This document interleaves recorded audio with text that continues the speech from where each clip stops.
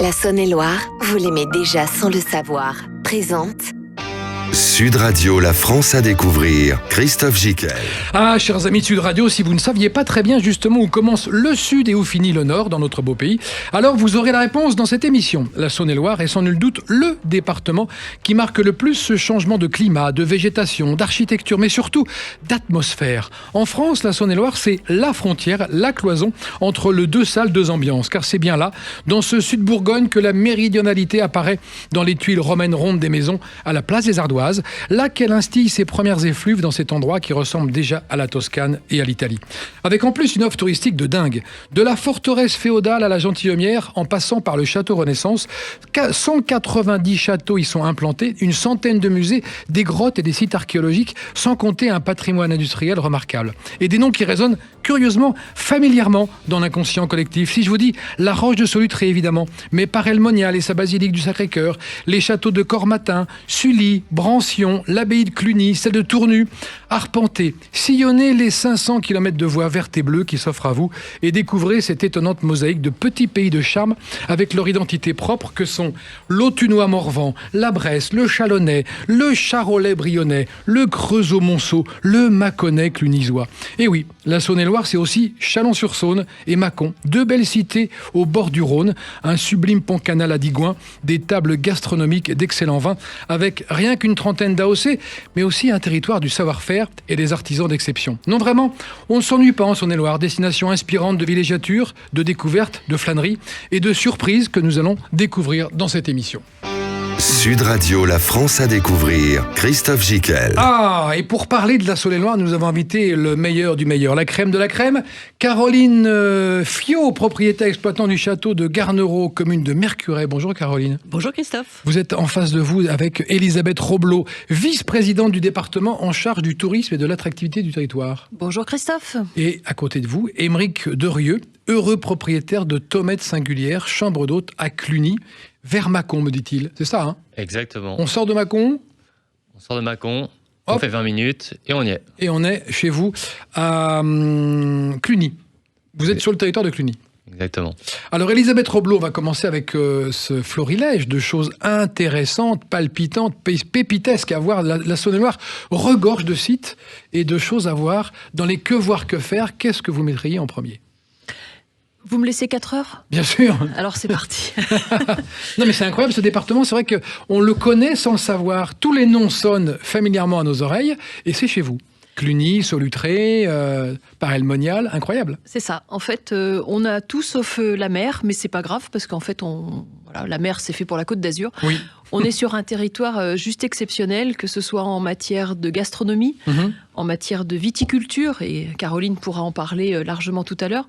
En patrimoine, un patrimoine extraordinaire, 180 châteaux, comme vous l'avez rappelé, plus de 450 églises romanes, l'abbaye de Cluny, l'abbaye de Tournu, qui sont des sites juste extraordinaires et que tout le monde connaît finalement. Et des lieux spirituels haut de gamme quand tout même. À fait, tout à fait, sans oublier Thésée, qui est pas très loin de Cluny. Donc, j'ai oublié Thésée, oui. On a vraiment plein de choses à découvrir en Saône-et-Loire et on sera ravis d'accueillir tout le monde dans cette belle Bourgogne du Sud. Et est-ce que vous êtes d'accord pour dire que c'est effectivement un lieu de transition entre le Nord et le Sud, qu'on arrive déjà dans le sud de la France et la Méditerranée? Enfin, ce côté un peu italien, florentin. Tout à fait. Et c'est particulièrement vrai quand on passe Tournu. Oui. À partir de Tournu, c'est le début du Sud. Et en matière de promotion, je dirais, de publicité qu'on peut faire sur notre territoire de Saône-et-Loire, qui n'est pas forcément un département connu. Parlons de Bourgogne du Sud. Tout le monde connaît la Bourgogne. Bien et sûr. Quand on parle de Sud, c'est le soleil, c'est les vacances. Et là, ça donne envie de rêver et de venir. Alors, je l'ai dit tout à l'heure dans le lancement, je ne sais pas si je l'ai dit parce qu'il était long mon lancement, il y avait 30 appellations d'origine contrôlée. C'est ça, 30 AOC. Oui. Donc, une grosse terre de vignobles. Oui. 30 AOC, 5 vignobles, le Couchois, Oui. les Maranges, la Côte Chalonnaise, le Mâconnais et puis bien sûr le Beaujolais, car nous avons un peu de Beaujolais en Saône-et-Loire. Et nous avons aussi une viticultrice à nos côtés, Caroline Fiot, propriétaire exploitant du château de Garnerot, commune de Mercurey. Alors le Mercurey, ça sonne aussi aux oreilles. Qu'est-ce que c'est que le Mercurey, Caroline? Alors, ce qui est fantastique dans le Mercurey, c'est que Oui. ça peut se prononcer dans plein de langues différentes. Mercurey. Yes. Et le Mercurey, c'est une des plus grandes appellations de Bourgogne en termes de surface, c'est à peu près 600 hectares. essentiellement en rouge, donc le fameux Pinot Noir qui est le roi des cépages rouges de Bourgogne. Et c'est vraiment, on est au cœur de la côte chalonnaise. Il y a d'autres appellations comme le Reuilly, le Bouzeron, les Bourgognes-Côte chalonnaise et le fameux Crémant de Bourgogne aussi, dont le berceau est en côte chalonnaise. Alors plantez-nous le décor pour les auditeurs qui nous écoutent et qui vont avoir envie d'aller visiter la Bourgogne Sud. Le château de Garnerot, comment il est ? Alors le château de Garnerot, il est magnifique, bien entendu. C'est un vrai château ?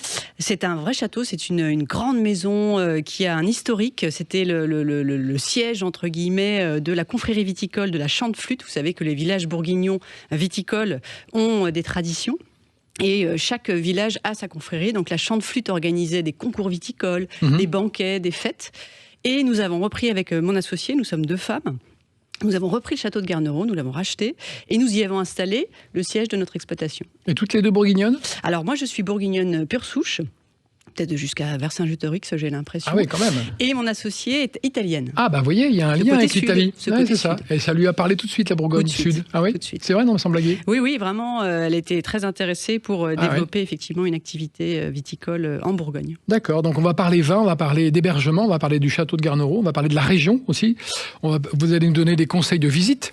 Et auparavant, on va donner la parole aussi à Aymeric Derieux, heureux propriétaire de Thomette Singulière. Je ne sais pas pourquoi, à chaque fois je dis heureux propriétaire, parce que j'avais mis ça dans mon lancement et je vais le garder. Mais très bien. Je trouve que vous êtes un heureux propriétaire. Alors, le propriétaire de Thomette Singulière, j'ai vu, très belle maison aussi. Oui. Quelle époque ? On est au 19e siècle, 1850. Donc très joli, très maison élancée, avec une petite tour au milieu, là, j'ai vu. Exactement, un pigeonnier. D'accord, le pigeonnier. Et donc vous êtes arrivé là, vous, en Bourgogne, vous n'êtes pas bourguignon. Non. Qu'est-ce qui vous a séduit tout de suite dans ce pays ? Est-ce que c'était l'occasion qu'a fait le larron ? Vous avez dit, tiens, je vais acheter cette maison ? Alors, du coup, je suis propriétaire de Thomette Singulière avec ma femme, Laura. Oui, Laura, qu'on salue.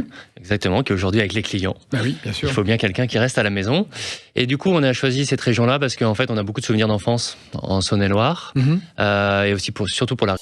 La Saône-et-Loire, vous l'aimez déjà sans le savoir. Présente Sud Radio, la France à découvrir. Christophe Gicquel. Et nous y sommes dans la Saône-et-Loire pour vivre des expériences inspirantes, pour prendre la route, les chemins de traverse hors des sentiers battus. Il y a un petit côté comme ça, hors des sentiers battus en Saône-et-Loire, qu'on aime bien se perdre en fait. C'est un endroit où on découvre toujours des tas de choses. Il y a, on l'a dit, 180 châteaux, des églises, des abbayes.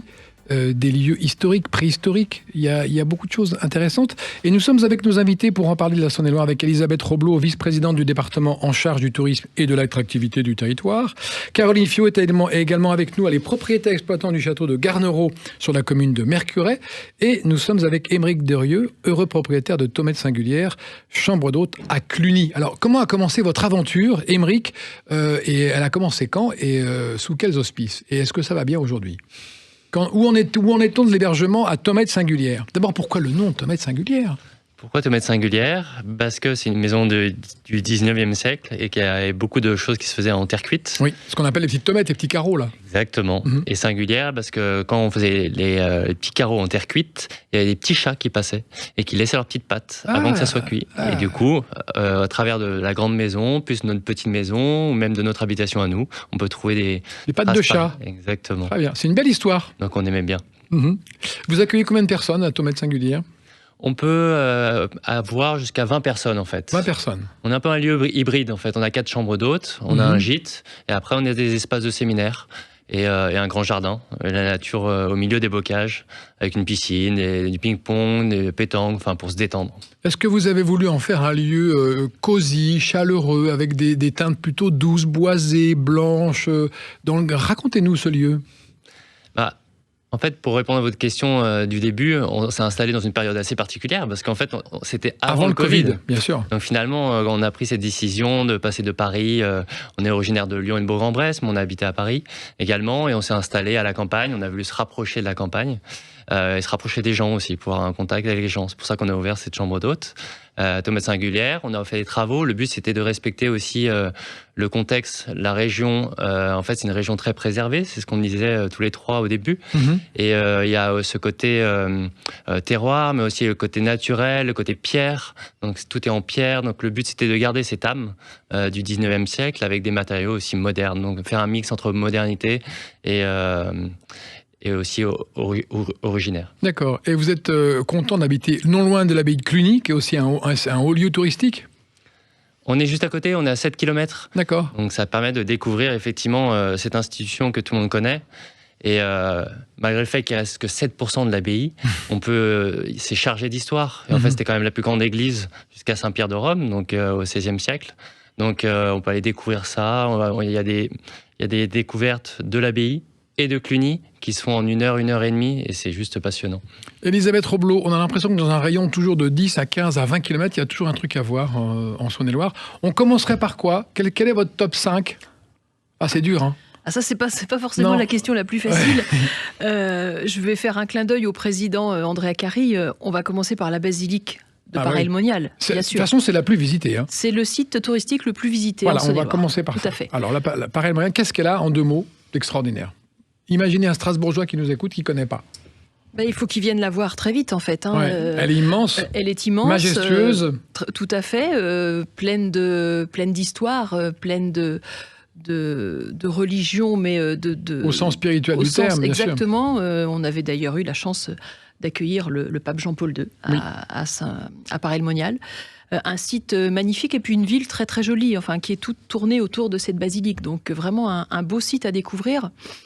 Et puis ensuite, je vais vous emmener dans le Mâconnais. Alors vous allez passer forcément par la roche de Solutré et la roche de Vergisson. Ah oui. Voilà, puisqu'on a 2 roches l'une en face l'autre. C'est vrai. Et l'une est plus connue que l'autre. Oui, et pourtant, l'appellation exacte, puisque Solutré est grand site de France, l'appellation exacte, c'est grand site de France, Solutré, Vergisson, Pouilly. D'accord. Normalement, on doit donner les trois noms. Eh bien, c'est fait. Donc on y va, on va à Solutré. Solutré, c'est une petite randonnée familiale ? Oui, une petite randonnée d'environ 4 ou 5 km qui se fait relativement facilement. D'accord. Qui est balisée. Il y a tout ce qu'il faut pour ne pas se perdre. Enfin, il n'y a aucun souci. Puis alors, quand vous arrivez en haut de la roche de Solutré, vous avez une vue à 360 degrés qui est juste exceptionnelle. Sublime. Effet waouh, assuré. Complètement. Complètement. Donc Solutré en 2. Solutré en 2. On va descendre un petit peu plus dans le sud du département, encore plus au sud du département. Partons à Tours-au-Parc. Un parc animalier qui est très bien fréquenté également, qui arrive, je crois, en 2e ou 3e position du nombre de visiteurs par an, oui.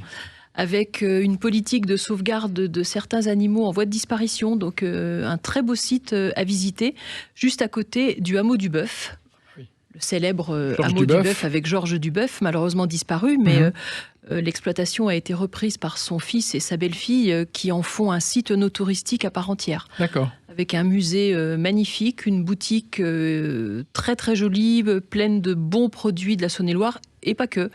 Donc vraiment un beau site à visiter. Donc ça, c'est Mâcon. On va continuer Mâcon, on va remonter un petit peu à Tournu, par exemple. Tournu, très bien. L'abbaye Saint-Philibert. On ne prononce pas le S, hein. On ne prononce pas le reste, non. Tournus, c'est pour les. C'est par les Parisiens. Je crois que je l'ai placé tout à l'heure. Je crois que j'ai dit Tournus. Hein, je sais pas. Je sais pas. J'ai pas entendu, ça m'aurait. Merci Caroline.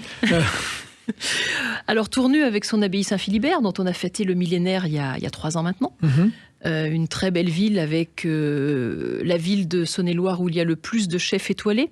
Je rappelle que nous avons 10 chefs étoilés en Saône-et-Loire. Ah oui, en plus. Ce qui est quand même pas ça n'arrête pas. La liste est longue. Hein, c'est ça.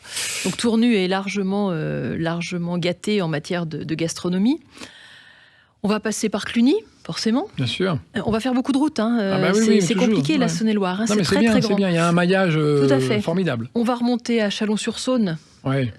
Chalon-sur-Saône, la ville de la photographie. N'oublions pas la création de l'invention de la photographie donc à Chalon-sur-Saône. Le nom de l'inventeur ? Nicéphore Niepce. Niepce, très bien. Avec une magnifique statue sur les bords de Saône. On va partir quand même un petit peu en Bresse louhannaise, le pays que je préfère forcément, Saône-et-Loire, puisque j'en suis originaire. Ah bah oui, non, mais ce petit côté chauvin toujours qui revient. Tout à fait, ça ressort. Que dire de la Bresse avec la seille qu'on peut pratiquer de manière assez sympathique. Qu'est-ce qu'on vous dit en Bresse ? On parle quoi ? On parle poulet de Bresse, Christophe, avec cette belle volaille de Bresse connue mondialement. Louhan et ses 157 arcades, un site assez extraordinaire, une petite ville très, très jolie à voir. Les 157 arcades, elles sont regroupées autour de la place ? Elles sont, oui, tout à fait, sur la comme rue à la place Vendôme à Parigi. Oui, c'est un peu ça. Voilà, c'est un peu la place Vendôme de la Bourgogne Sud. Des deux côtés. Très bien. Avec un marché le lundi matin, le marché de Louhans, qui est un des plus beaux marchés de France. Très bon conseil d'Elisabeth Roblot, le marché de Louhans, le lundi matin. Tout à fait. Très bien. Et quand ce sont des jours fériés, c'est le lundi toute la journée. Vous avez tous les produits qu'on peut retrouver sur des marchés avec beaucoup d'animaux, des volailles, des lapins, des chats, enfin voilà, il y a plein de belles choses. Et il y a une ambiance extraordinaire à Louhans le lundi matin. Ah d'accord. C'est extraordinaire. Très bonne adresse. Caroline Fiot, propriétaire exploitant du château de Garnerot, commune de Mercurey. Vous êtes viticultrice. C'est exact. Donc votre métier consiste à élever, à vinifier du vin. Oui, à cultiver la vigne. Cultiver la vigne. Parlez-nous de votre domaine. Vous recevez du monde, évidemment. Vous pouvez en héberger. Et vous pouvez partager votre passion du vin avec les touristes. Absolument. C'est une des raisons pour lesquelles nous nous sommes installés au château de Garnerot. C'est une maison qui est vraiment structurée pour recevoir du public. Et ce que nous voulions, nous, en tant que viticultrices, c'était vraiment partager notre passion pour le vin, pour la vigne.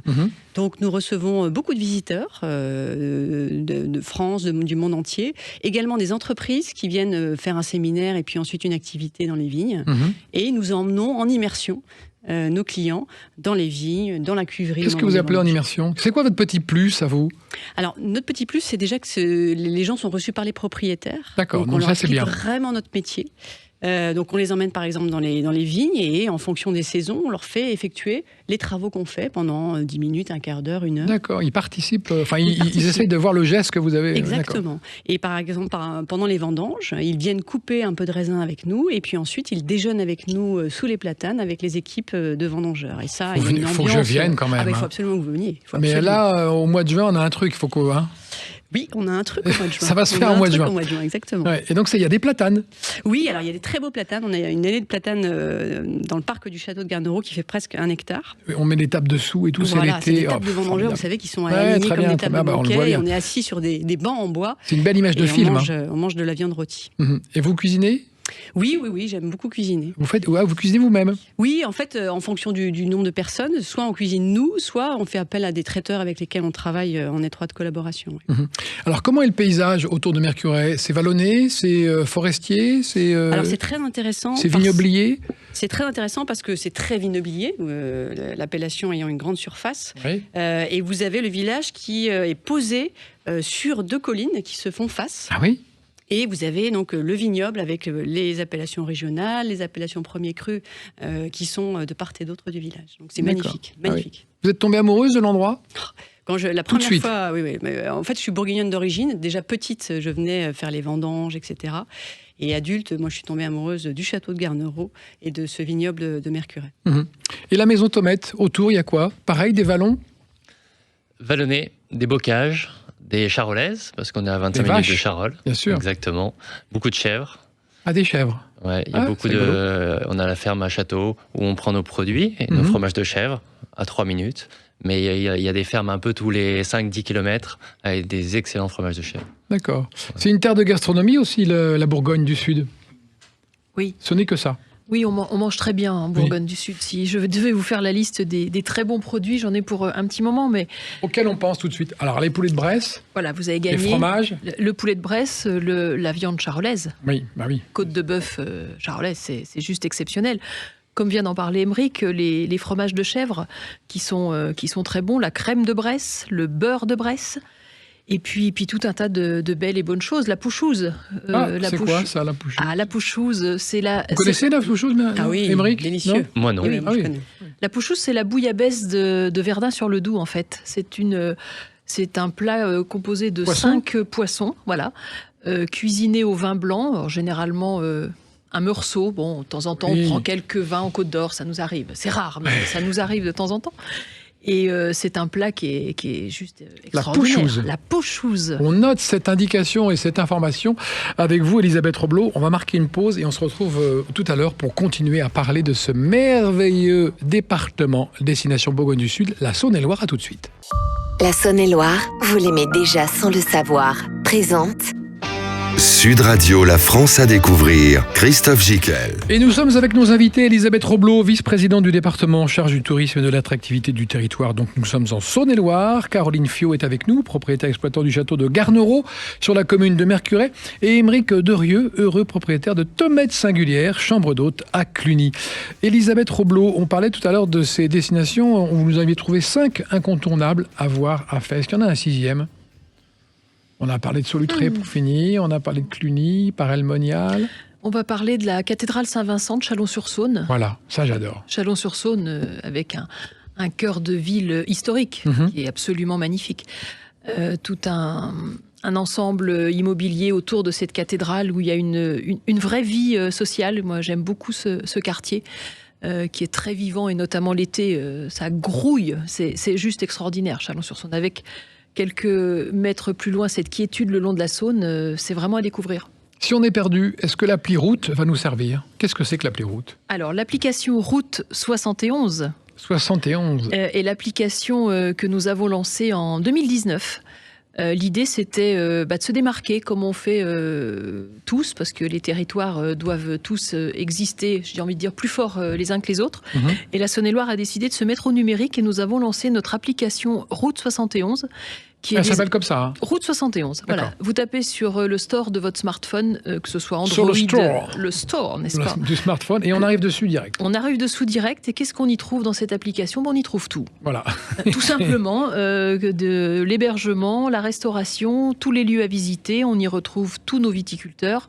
On va y retrouver les musées, les campings, absolument tout. En fait, toute l'offre touristique de la Saône-et-Loire est disponible sur Route 71. Est-il vrai que l'on peut faire le tour de la Saône-et-Loire en 12 étapes ? Tout à fait. Nous avons lancé un nouveau produit, je dirais, cette année, qui va monter en puissance dès l'an prochain, puisque l'itinéraire sera balisé. C'est la cycloroute 71. 680 km, nous faisons le tour de la Saône-et-Loire, effectivement, en 12 étapes. Est-il vrai que vous avez passé un partenariat avec Air France ? Et quel est-il, ce partenariat étonnant ? Alors, nous avons passé un partenariat avec Air France pour... Vous, le département, hein ? Oui. Nous avons été contactés par l'agence de communication d'Air France pour un partenariat œnotouristique qui sera en place à partir de 2025. Donc toute l'année 2025 sera diffusée dans les vols long courriers d'Air France, qui représentent quelques 70 000 vols et 16 millions de voyageurs. Nous aurons 2 petits films de 3 minutes chacun qui présenteront les vignobles de la Saône-et-Loire. Donc on verra le Mercurey, le château de Garnereau. Mais bien sûr qu'on verra. Alors le château de Caroline, je ne sais pas, on verra, mais Mercurey forcément. Voilà. Donc, une belle mise en avant des vignobles de la Saône-et-Loire auprès de quelques 16 millions de voyageurs, je le redis. Donc une reconnaissance de la Saône-et-Loire en tant que terre œnotouristique. Absolument. Est-il vrai que les touristes qui adorent le slow tourisme aiment naviguer sur la Seille-en-Bresse ?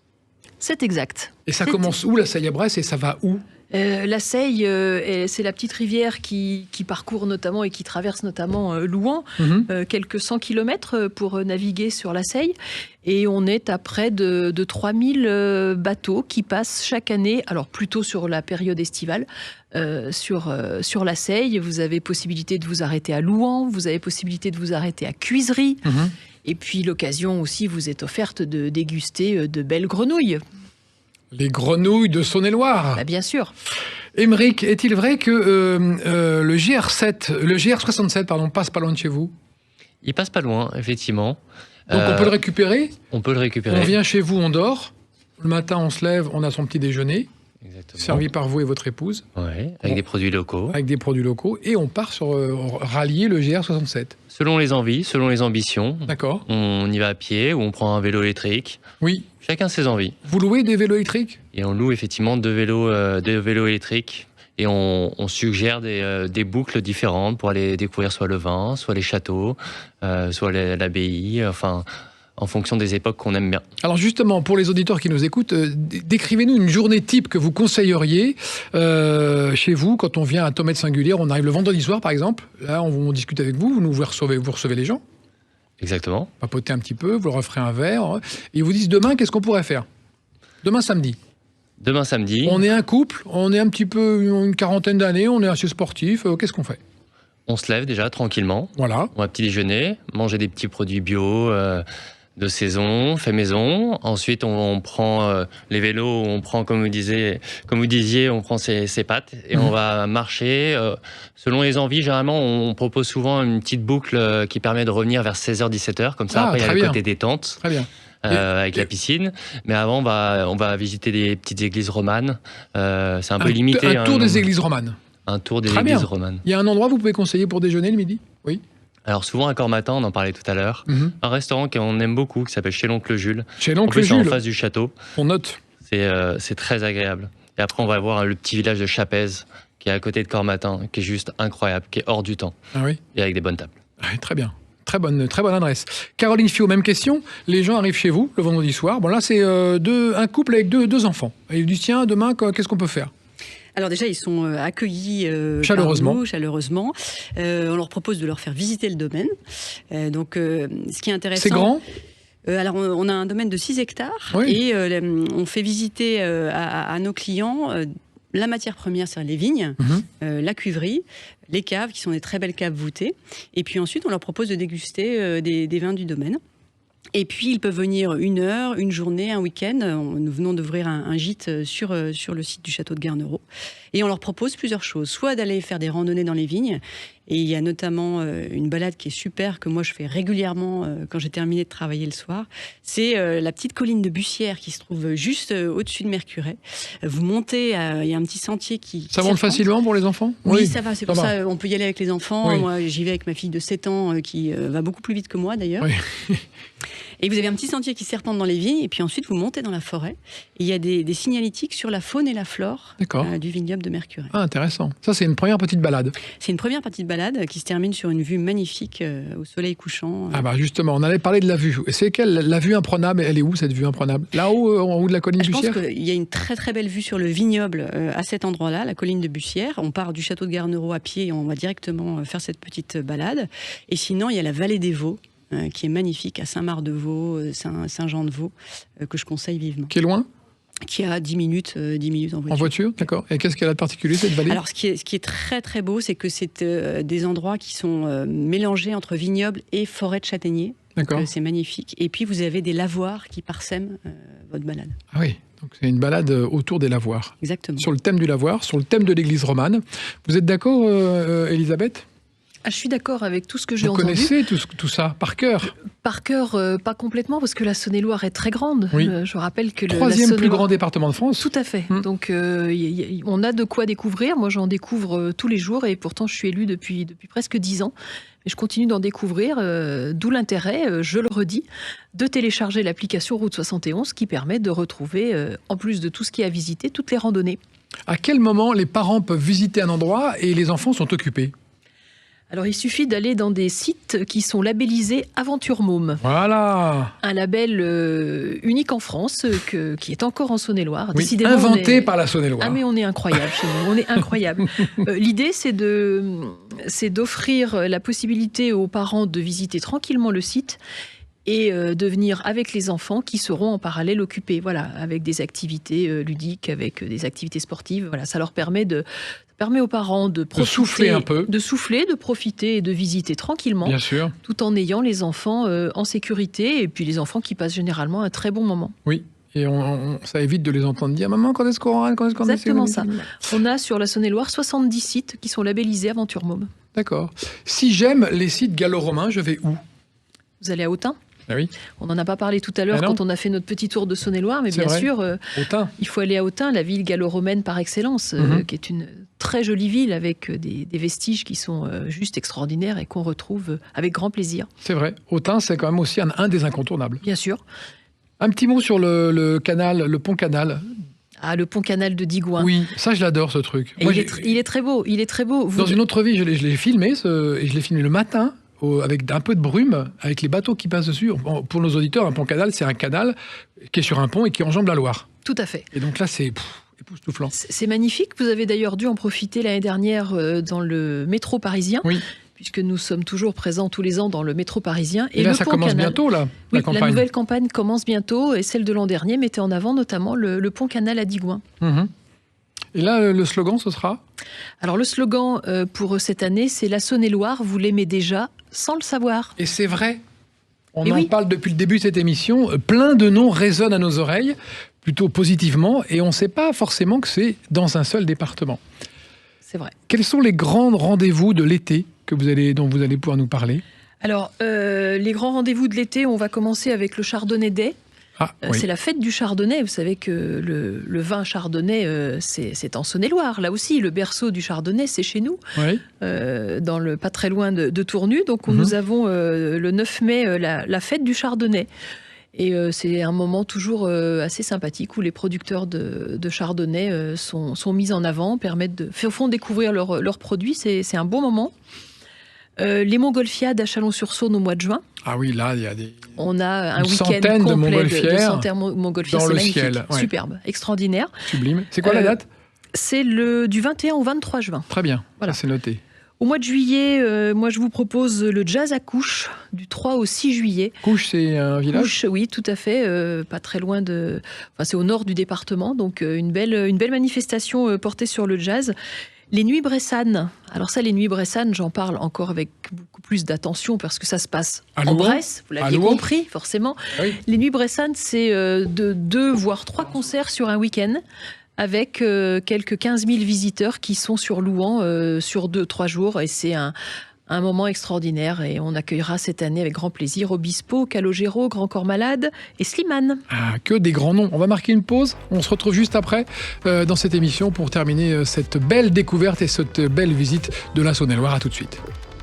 La Saône-et-Loire, vous l'aimez déjà sans le savoir. Présente Sud Radio, la France à découvrir. Christophe Gicquel. Et nous sommes encore un quart d'heure avec nos invités pour continuer de découvrir cette offre touristique pléthorique, surprenante et inspirante en Saône-et-Loire avec Elisabeth Roblot, vice-présidente du département en charge du tourisme et de l'attractivité du territoire. Caroline Fiot est également là avec nous, propriétaire exploitant du château Garnereau sur la commune de Mercurey. Combien d'habitants à Mercurey ? À peu près 1200. 1200.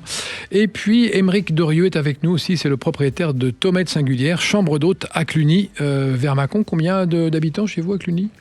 Alors, on est même un petit village juste à côté de 200 habitants qui s'appelle Château. Ah, vous êtes à Château, vous n'êtes pas tout à fait à Cluny, très bien, encore mieux. 200 habitants, un petit village de charme. Elisabeth Roblot, on faisait le tour des festivités et du calendrier pour le début de l'été. Vous m'avez dit, surtout, on parle de Chalon dans la rue. Chalon dans la rue. Parce que ça, c'est un événement important d'art de la rue et du théâtre. Et c'est d'ailleurs un événement de très grande qualité. Tout à fait. C'est la presque 30e édition, je crois, de mémoire. Ça aura lieu cette année du 10 au 13 juillet. C'est le festival de Cannes de l'art de la rue. Tout à fait. Et c'est génial. Moi, je l'ai fait plusieurs fois, je l'ai couvert plusieurs fois en tant que journaliste, et c'est vraiment étonnant. Non, c'est fabuleux. Ouais, ça vient des 4 coins de l'Europe, déjà, ou même du monde. Ouais. Et il y a des trucs, des fois, on se dit, mais waouh. Non, des spectacles très chouettes. Franchement, ça vaut la peine de venir à Chalon. Et c'est un vieux festival, hein ? Oui, je crois que c'est la 30e édition, année, quelque chose. Ça. Donc, non, c'est une belle manifestation qui compte énormément sur le secteur de Chalon-sur-Saône et de la Saône-et-Loire, bien sûr. Et qui est cher au cœur des Chalonnais. Tout à fait. Les dates ? 10 au 13 juillet cette année. Très bien. Voilà. Et puis au mois d'août, nous aurons pas très loin aussi, toujours de Cluny, à Chérizé, le plus petit village de Saône-et-Loire qui doit compter quelques 17 habitants, quelque chose comme ça. Nous y avons tous les 2 ans le rassemblement des combis Volkswagen. Et on regroupe quelques 5 à 7 000 combis Volkswagen à chaque édition. Et là, c'est pareil, c'est une manière de découvrir le territoire. Bon, les personnes arrivent en combi généralement 1 ou 2 jours avant, donc visitent un petit peu. Ils ont leur rassemblement pendant tout le week-end. Ce sera cette année du 23 au 25 août. Et c'est un public qui est friand de découvrir les territoires. Et donc après le festival, ils repartent et ils continuent de découvrir la Saône-et-Loire. Donc là aussi, un bel événement qui permet de mettre en avant notre territoire. On parlait du tourisme fluvial tout à l'heure. Où est-ce qu'on peut aller facilement on peut louer un bateau et puis faire 2-3 jours et revenir ? On fait ça facilement à Chalon-sur-Saône ou à Mâcon. À Mâcon, les deux. Oui, tout à fait. Bien. Non, on a une belle balade à faire sur la Saône et sur la Seille. Et sur le Doubs, bien sûr. Et sur le Doubs aussi, absolument. Et en milieu, comme ça, d'un canal merveilleux. C'est ça. Caroline, vous avez d'autres choses à nous dire ? Caroline, pardon, c'est Elisabeth. Elisabeth est à ma droite, Caroline est à ma gauche. Elisabeth, vous avez encore des dates, grandes dates qui arrivent ? C'est les principales, là, en tout Ça, c'est cas. les principales. Oui, c'est vraiment. Alors après, encore une fois, qu'est-ce qu'on fait pour savoir ce qui se passe en Saône-et-Loire? Parce qu'il se passe toujours quelque chose en Saône-et-Loire. On télécharge l'application Route 71. Toujours. Parce que là aussi, il y a tous l'agenda de toute l'offre touristique. On s'était dit qu'on le dirait 20 fois dans l'émission. On est à 12. Ouais, je pense qu'on est pas mal. On est pas mal. Caroline Fiot, propriétaire exploitant du château de Garnereau, c'est quoi vos grandes dates à vous au sein de la vigne et de votre métier de vigneron? Alors en fait, nous avons terminé la taille. Vous savez, la taille, c'est le C'est fait, geste. là Voilà, on D'accord. a terminé à mi-mars. Comment ça se présente? Ça va, on a un millésime qui est quand même plus vieux pour l'instant, donc on est très content parce que ça permet de recharger les nappes phréatiques, de nourrir le sol. Et on attend maintenant que le soleil refasse son apparition, pour que la vigne puisse fleurir, avoir ses feuilles, et que nous, on puisse commencer à faire les labours. Donc moi, j'adore conduire mon tracteur dans mes vignes. Vous écoutez de la musique, non? J'écoute de la musique, mais il faut que je mette la musique très fort quand même, parce que le tracteur fait du bruit. Et quoi comme musique? Alors ça dépend des jours, hein. Je peux aller jusqu'à du hard rock Ah en oui, fonction de c'est certains... bien. Voilà, Et ici d'ici, quand on laboure, voilà, c'est ça un marche kiff. bien aussi, ça marche bien aussi. Parlez-nous de votre vin, Caroline. Qu'est-ce que vous aimez qu'on vous dise de votre vin? Alors moi, ce qui m'intéresse, c'est que les visiteurs qui viennent au château de Garnereau, on passe du temps avec eux pour que quand ils repartent ou quand ils goûtent le vin, ils aient à l'esprit que c'est une âme de vigneron, que le vigneron a mis son âme dans la bouteille de vin. C'est-à-dire qu'on a pris des décisions, on a pris à peu près 1000 décisions entre la vigne et le verre. Et mon objectif, c'est vraiment de transmettre ça. Mais c'est une alchimie quand même assez délicate. Alors c'est une alchimie très délicate, c'est-à-dire que... Vous pouvez vous planter, vous pouvez me dire, là j'ai pris des décisions, finalement c'est pas les bonnes, je vais corriger l'année prochaine. C'est une élaboration qui se fait d'année en année. C'est exactement ça, Christophe. Moi, j'ai une chance par an. Donc tout ce que je fais dans la vigne, dans mon chai et en élevage, je le note. J'ai des carnets par millésime pour essayer vraiment de m'améliorer et de comprendre ma plante au fur et à mesure des années. En plus, votre trajectoire est intéressante parce que vous n'étiez pas vigneronne au départ. Oui, exactement. J'ai eu une vie différente, plus une vie, on va dire, assise auparavant. J'ai découvert certains muscles de mon corps en devenant vigneronne. Et c'est une reconversion, un changement de vie. Oui. D'accord. Est-ce que vous avez des grands projets pour cette vigne dans les années qui viennent? Vous voulez toujours continuer, acquérir d'autres terres ou changer de cépage? Quelles sont vos envies? Alors, sur la partie vigne, il y a deux choses. Donc, nous sommes certifiés bio depuis le millésime 2022. Ça veut dire pour les auditeurs que vous ne faites aucun intrant chimique dans la préparation de votre vigne? Absolument. Je ne mets aucun pesticide, aucun insecticide dans mes vignes. Et la prochaine étape pour moi, c'est d'aller vers la biodynamie. Rappelez-nous ce que c'est que la biodynamie. Donc la biodynamie, en fait, c'est une philosophie presque de vie où vous utilisez des quantités infinitésimales de cristaux de roche mélangés avec des bousses de corne. Alors, je ne vais pas vous donner les détails parce que je ne sais pas si vos auditeurs sont ravis. On voit à peu près ce que c'est que la Voilà. bouse de corne. Et vous pulvérisez ça dans vos vignes en lune montante, en lune descendante. Et ça a un impact sur le végétal et surtout sur la vie microbienne des sols. Voilà. J'avais rencontré un vigneron une fois qui, en plus, dans ses vignes, avait mis des haut-parleurs et diffusait à une certaine fréquence de la musique, enfin à une certaine fréquence des ondes musicales, et ça soignait la vigne ou ça la rendait plus dynamique. Bien sûr, les ondes, c'est incroyable. Les changements de pression atmosphérique. De toute façon, vous les vignerons, vous avez une relation avec votre vigne qui est très charnelle, enfin qui est très proche. Vous êtes dans une sensualité avec la vigne presque. Oui, en fait, vous la sentez votre vigne. C'est très fusionnel. Oui, c'est très ça. fusionnel parce qu'un bon vigneron est quelqu'un qui sait observer. Donc il faut rester très très longtemps dans votre terre, au milieu de votre plante, pour comprendre son évolution. Oui. D'accord. Émeric, pareil, vous ne veniez pas au départ de cet univers, vous êtes dans l'hébergement et le tourisme. Avant, vous étiez dans quoi? Effectivement, rien à voir, la communication digitale. Voilà. À Paris. Et un truc de dingue. Exactement. Mais ma femme, Laura, pour le coup, venait de l'événementiel dans l'hôtellerie, et notamment les séminaires d'entreprise, mais dans les grandes chaînes hôtelières. D'accord. Donc quand même, elle avait un pas dans l'hôtellerie. Est-ce que vous avez, vous, des grandes dates ou des grands projets pour l'année qui vient? Eh bien, en ce moment, on est en train de finir un nouveau projet. Les travaux sont en train de se terminer pour un logement insolite qu'on va mettre sur le domaine. Très bien. Et qui sera posé en plein milieu des bocages, et avec une vue à 160 degrés. C'est une chambre circulaire avec une salle de bain. D'accord. Et on fait ça avec une toute entreprise... transparente. Sur 160 degrés. Ah oui, d'accord. Donc Okay. c'est une baie vitrée qu'on peut ouvrir. Sur pilotis, non, et au ras du sol? Ouais, exactement, sur pilotis. Et du coup, on est en pleine nature. D'accord. Et on fait ça avec une entreprise lyonnaise qui s'appelle Lumipod, qui est à côté de Lyon. Donc on reste dans le local. Et inauguration quand? Dans 3 semaines. 3 semaines. Très bien. Elisabeth Roblot, vice-présidente du département en charge du tourisme et de l'attractivité du territoire. Vous savez, c'est la question difficile. Alors, quelle est à vous votre pépite personnelle en Saône-et-Loire ? Vous êtes conscient, Christophe ? Oui, je sais, ça va vous poser des difficultés. Vous êtes conscient de ce que vous me posez comme question ? Vous pouvez en dire 2 ou 3. Mais en tout cas, ce que vous aimez bien... Alors, ne nous parlez pas de Louan encore. Hein. Non, promis. Ah d'accord. Non, je pourrais vous parler de Pierre de Bresse, je pourrais vous parler de plein d'autres endroits. Alors, citez-en plein, hein. J'en ai un qui est particulièrement cher à mon cœur. Est-ce qu'on le trouve sur l'application Route 71, bien sûr. 71, 13 fois. Allez, bien sûr, tout va bien. On est à 13 là oui, pour Route 71, c'est parfait. Alors moi, mon lieu inspirant, mon lieu de détente, mon lieu magique, et je suis désolée pour tous les autres que j'aime. Et que vous adorez les autres. Mais il fallait sûr. Faire un choix, vous avez été obligé, c'est moi qui ai insisté lourdement. Et oui, et ce sera Brancion. Ah, Brancion, très bien. Brancion, son château qui est magnifique, son église, et quand vous sortez sur le parvis de l'église, vous avez une vue à 180 degrés, avec aucun poteau électrique, aucun fil, rien. Et qu'est-ce qu'on voit ?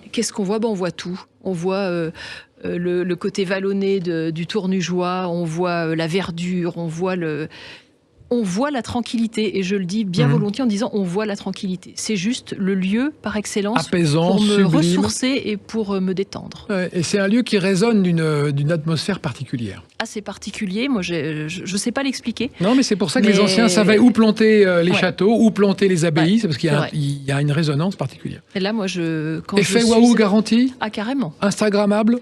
Tout à fait. Et on le trouve sur l'application Route 71, 14. On en est à 14. Ouais, très bien. Émeric, pareil, vous, votre coin pépitesque en Saône-et-Loire. Alors, c'est pas forcément autour de chez vous, hein. Pas très loin, toujours à 20 minutes. Vous disiez au début de l'émission, les clients rigolent de ça, parce qu'à chaque fois, je leur dis, c'est à 20 minutes de la maison. Mais c'est un peu le cas. Donc, il y en a 2. Il y a la Roche de Vergisson, qui est juste en face de celle de Solutré, qui est magnifique. C'est un village de vignerons, où en plus, on peut faire une balade et ensuite déguster du Pouilly-Fussé. Et après, il y a le château de Berzé-le-Châtel, qui est très beau, où il s'est tourné d'ailleurs le film de Ridley Scott, il n'y a pas si longtemps, Le Duel. Ah oui, exact. Et donc pareil, c'est au milieu des vignes, avec des super appellations, et c'est magnifique, c'est de la vieille pierre, c'est vraiment préservé. C'est vrai qu'on n'a pas parlé de la pierre en Bourgogne, elle est belle cette pierre. Hein. Elle donne le cachet et la singularité à cette région. À force de dire des bêtises, j'allais vous appeler Evelyne. Mais non, pas du tout. Caroline Fiot, dites-nous votre endroit pépitesque.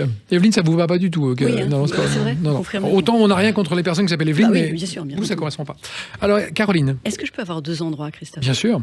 Alors, je dirais que mon endroit personnel... Et préféré, c'est le premier, celui-là ? Oui.